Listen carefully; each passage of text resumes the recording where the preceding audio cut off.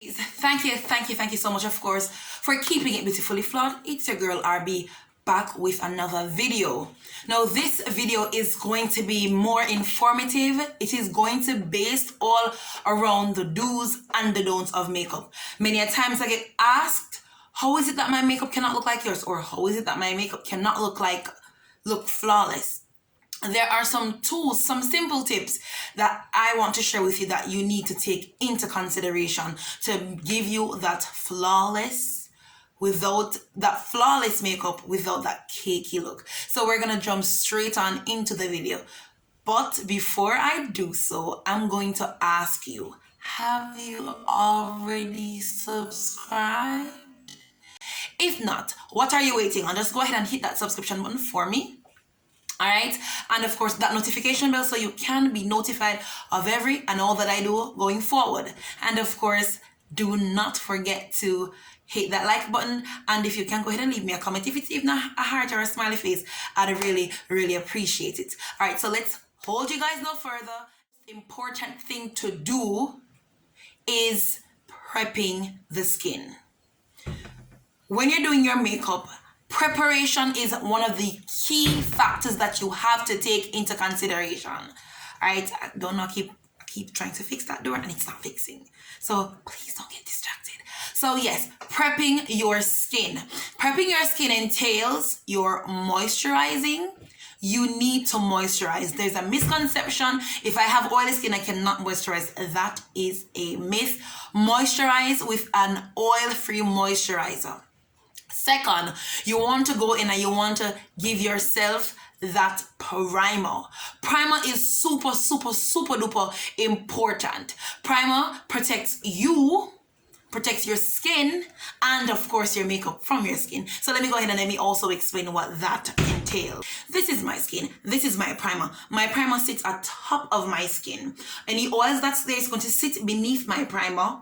So my skin gets protected from the makeup seeping into my pores, clogging my pores. That's number one. Number two, the oils from my skin will sit beneath the primer, giving me a longer wearing makeup. Now you want to make sure if you have dry skin like myself, you want to use a hydrating primer. If you have oily or combination skin, you want to go ahead and you want to use primers that are for that. I'm just pumping out, and this is a Black Opal True Color Perfecting Primer. It's a hydrating primer. So I'm prepping one side of my face.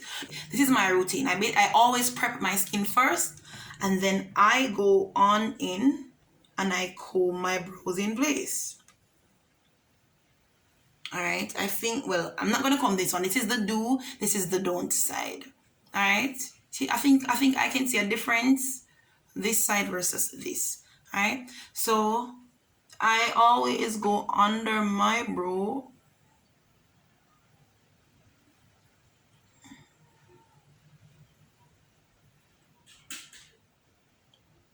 This is one of the ways, and I go atop.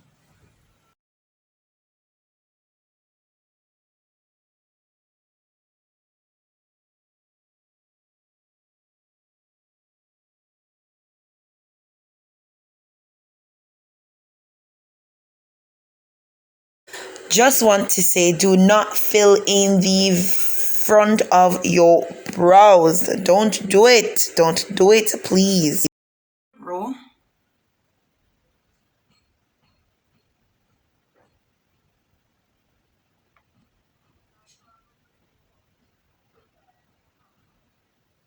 This is where you want to take time, all right?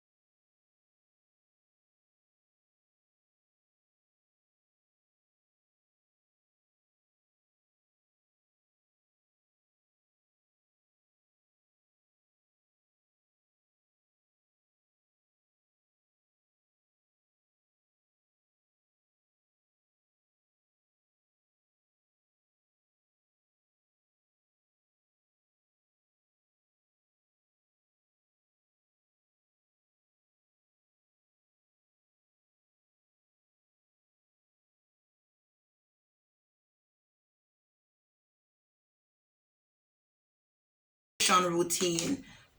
All right, so let me just over here to this side first. I don't want to rest it there too early.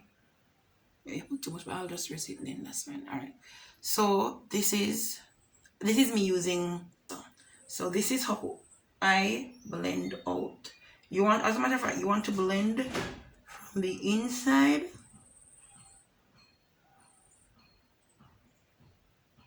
onto the outside. Okay.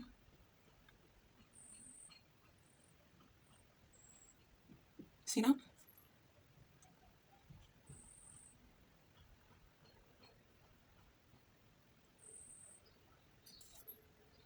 This is one side. Let me get a second. No, and this is what some persons do.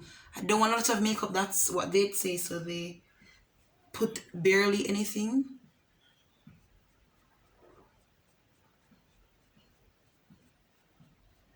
Something that I see. How is it that my foundation, my makeup isn't as full coverage as yours? And I'll tell you why. Do not drag or wipe foundation on your face. Push it in. Push it in and blend. If you don't know how to blend, you can go ahead and move, pat out, or move in a circular motion. You can go ahead and you can take it onto here if you like. I'm going to do the same thing. And we are going to blend.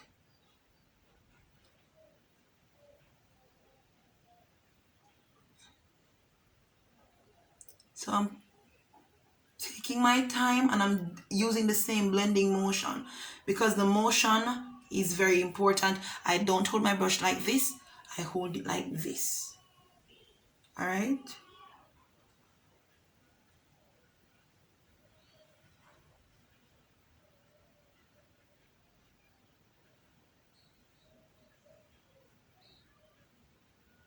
This one without the base. Using two palettes today. The palettes that we're using the Nomad palette by Juvias and the Zulu palette also by Juvias Place. We're gonna be using this color here, this color, and we're gonna be using this color, that light color, and I'm just gonna be resting it in here. So when the other colors go on it, transitioning would be much easier.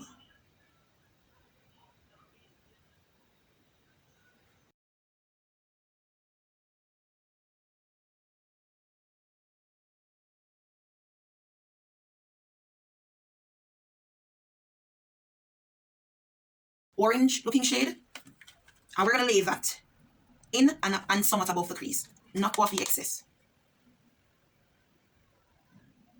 So knocking off the excess, I'm going to be building it. Hey guys, so you want to use a fluffy brush. Fluffy brush makes it so much easier to blend out, as well as you want to hold the brush as farther away from the bristles as possible. This gives you a better hold and a better blend. If you think you've gone too close to the brow bone, or you think the edges of the shadow needs to be blended into that transitional shade, you can go on in with that first shade to soften the edges of that crease color. Let me also advise you that less is always best, so you can actually build up on your colors. Building up is much easier to blend out for you, especially if you are a beginner learning to do eyeshadows.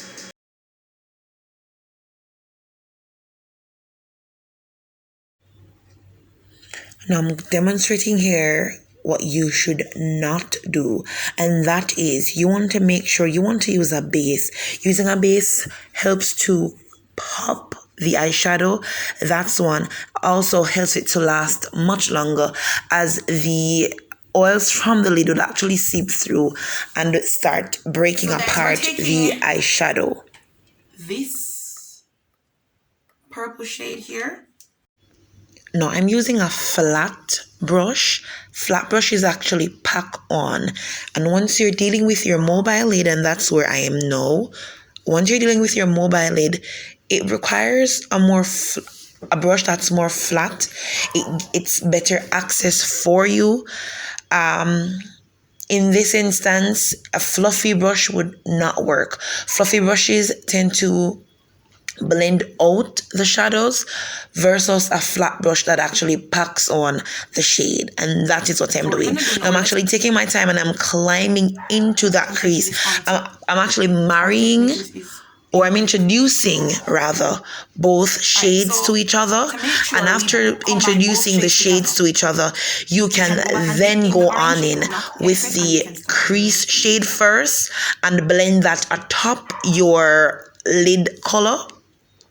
And these are steps that you take to blend. These are steps that you take to make sure the blend is seamless. There are no harsh lines between the two.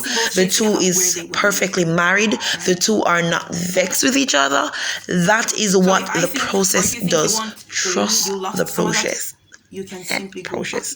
Trust the process. All right. So there are times when you will lose the shade, so you can actually go back and forth between both colors until you see a seamless blend into each other. So I'm just going back and restoring whatever was lost, and then I'm using that fluffy brush, a smaller fluffy brush, and I'm just using it to blend into that crease color and also getting it intensified. I'm intensifying in the crease area because I don't want there to be any harsh lines. And you can always do this. So that is the result. We're going to be repeating the same colors, not steps, same colors on this side.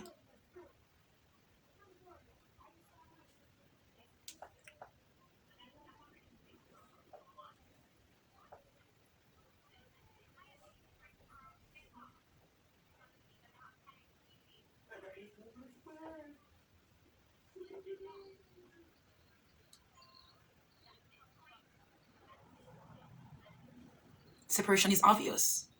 I don't know, there's some persons who probably like their makeup like this, but I'm not her. This is how I like my makeup. This is how some persons do makeup. Under eye concealing. Okay, so I'm now concealing my under eye, and I'm using a shade that is 2 shades lighter. If I should say anything else would be 3, but I doubt it's that much lighter. And I don't want too much under eye, especially if you're not looking for that bright look. Now, this is what I'll tell you not to do. First off, you don't want to use something that is so much lighter than you are. And even if you want to lay it down in the first format that I'd done. So this side is the side where you... Sorry, let me just say, I don't know what happened. I thought I was recording and it wasn't, so my apologies for that. No, because there is so much concealer, you literally have nowhere to put it, and so it's going to cover too much of the face. And what this does, it also changes the shape of the face. It makes the face look much more broader, makes it look as if there's more light hitting the face, making in the middle portion of the face looking much more wider or much more broader. Too much concealer, it's either too light and too much, so you take it too far. If that's your style, that's fine. It can go there, but not too much. Now we're gonna move into the step of laying down some setting powder. Sponge. All right, so I'm actually using a damp sponge. Damp sponges helps the powder to melt into the skin.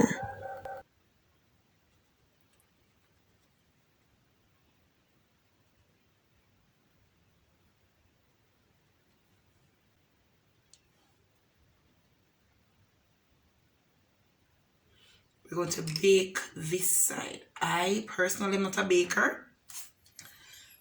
I don't bake.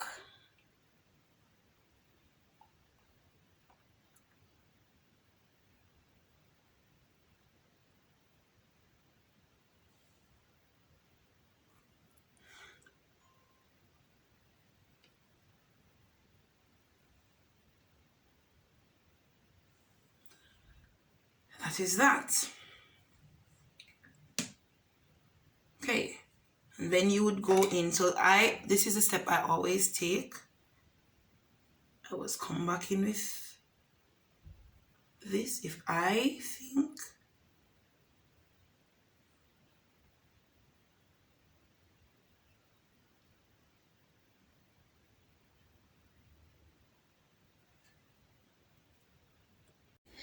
All right, so I know I'm going fast. It's ready for time's sake. Video is already too long, I think. All right, so I'm just going on in. One side has less and the other has more. I was trying to find a way to split the forehead. All right, so what I'm doing here is I'm just blending out the forehead, and I'm going to show you what happens in this instance when you blend so much. So what you need to do is go back in with that foundation brush. The foundation brush will cause the concealer, the edge of the concealer, to blend back into your foundation. Doing this will always give you a perfect transition from concealer to foundation. I'm just making sure my nose contouring is done properly blended out. No, I love concealing or I love highlighting my chin. I have a rounded face. Doing this gives the impression of a pointy chin, also changing the shape of my face, making it look more elongated than rounded. And of course, don't forget to blend the edges of that concealer into your foundation.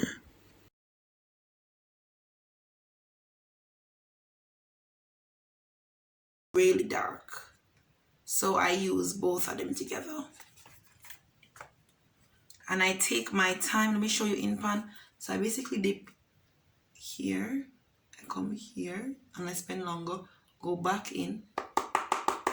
And I hit off the excess. Hold it here.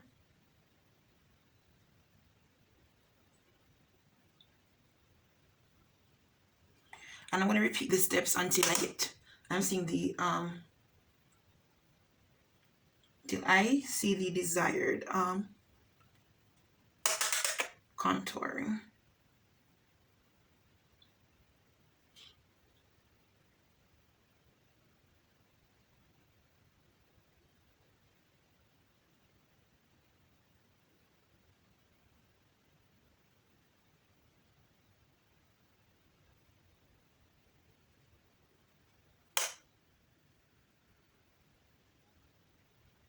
I think I can split my nose, I realize.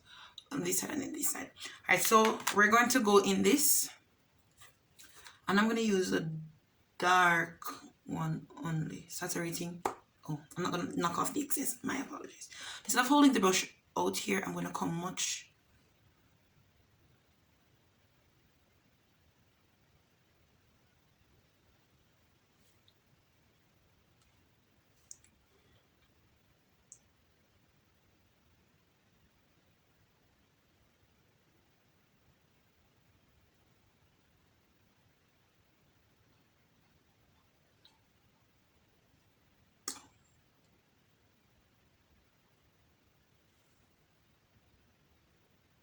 I'm going to go down the bridge of the nose. And like I always do, so I'm using an angled brush. It's an angled brush. It's a shaded brush, but I use it for this. So I'm repeating the same steps.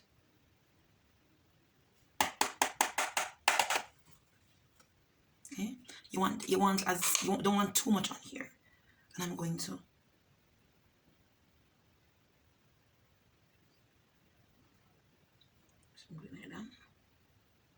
if you want, you can take it in here. If you choose, I'm just worried about the lighting, guys.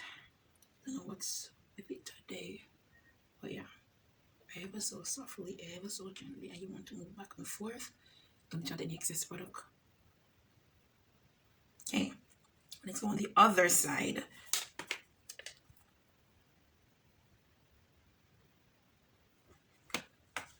Okay, hold it down here.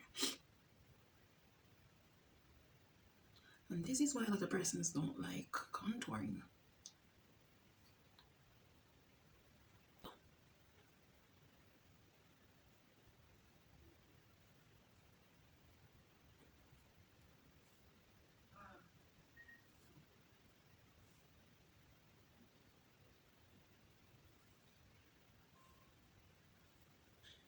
Okay, so I normally just go like this. That's it. Do it. So this is my Ruby Kiss mineral powder in Cognac, and I take my foundation brush, and I tend to just go under my contour, right under here. I rather the option of using a powder that is not much lighter than me to carve out under that contoured area. Because when you use the setting powder like I am, for me, it is not as easy to blend out, and there are times when it is actually visible. James Charles times Morphe or Morphe times James Charles palette here to sort of bronze my cheek. I just mix all three. I don't normally use blush, and you're going to build up, all right? So holding it loosely. You have to add some color in my cheek if I think, you know. All right, so always using that James Charles palette. I don't normally use blush, so I use those shades from the palette. Now, the difference is not necessarily showing up as much on camera here, but I promise you, in person, it looks horrible. All right, you want to give yourself room with your brushes. Now, as I was saying, it's not showing up much on camera. All right, but in person, it was just harsh and unblended. Now I'm applying my highlighter, and I like the highlighters to look so much apart. I like when it looks as if you're glowing from within and not have the product sitting atop your skin.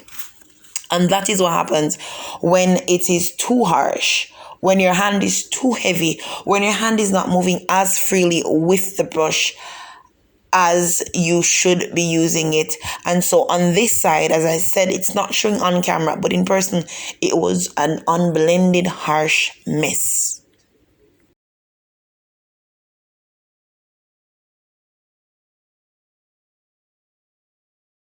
Eyeliner now. And what I'm doing is, if you are not good at liners, not a problem. Not a problem. You want to start off as close to the lash line. So you want to be looking in a mirror.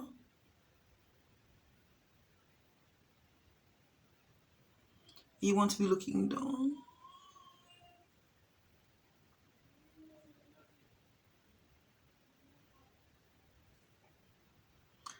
And if you want it to go higher, you can take your time and move above. Because once that liner goes on, it cannot be corrected.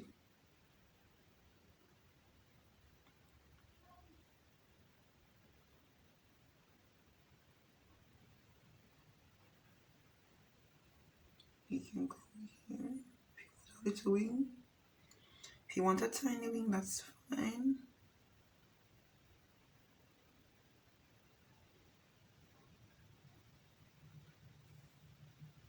Nothing fancy. Okay? Nothing fancy for this liner.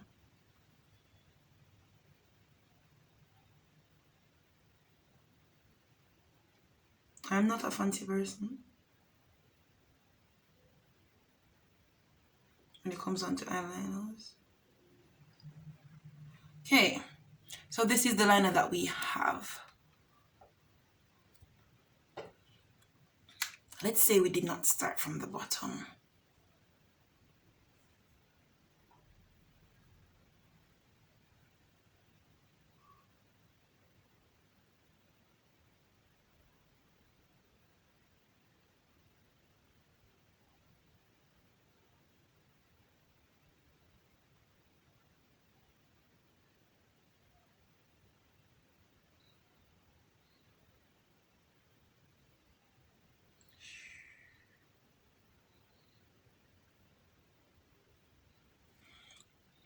It's okay if that's how you like it.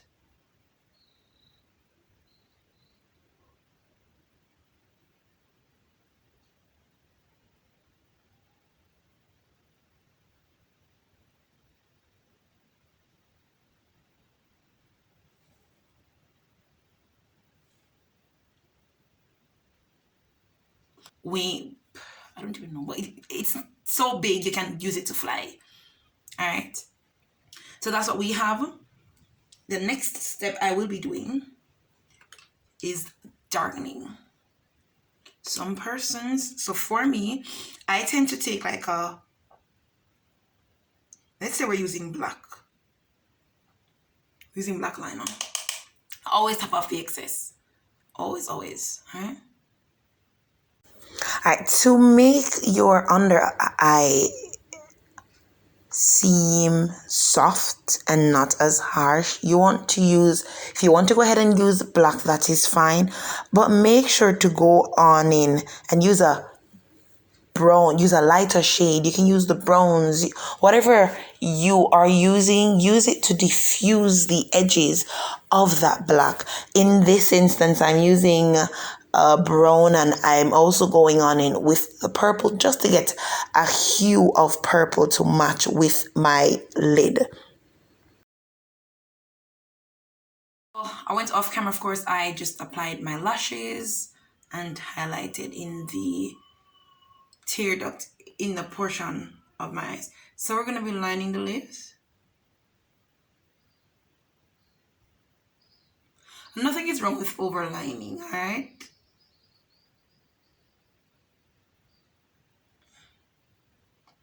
So I feel in here.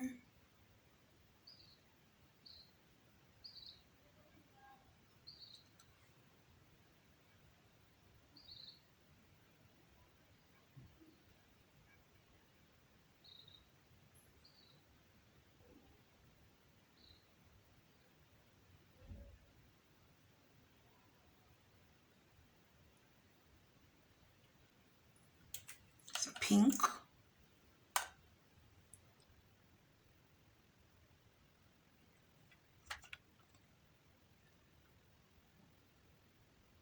Should I probably use that brown or pink? So you can actually use, I could have used any color, but I just wanted to make an example. Once you have eyes that are popping, I personally think you want to stay away, in my opinion, you want to stay away from the brighter colors and use something that is more on the nude side. You want a focal point, bright lips, bright eyes. You get confused as to where you should give your attention to first.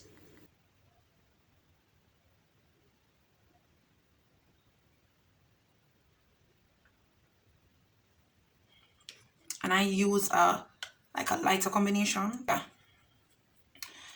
So let us then spray down. I'm gonna be using Mario Badescu to just go ahead and just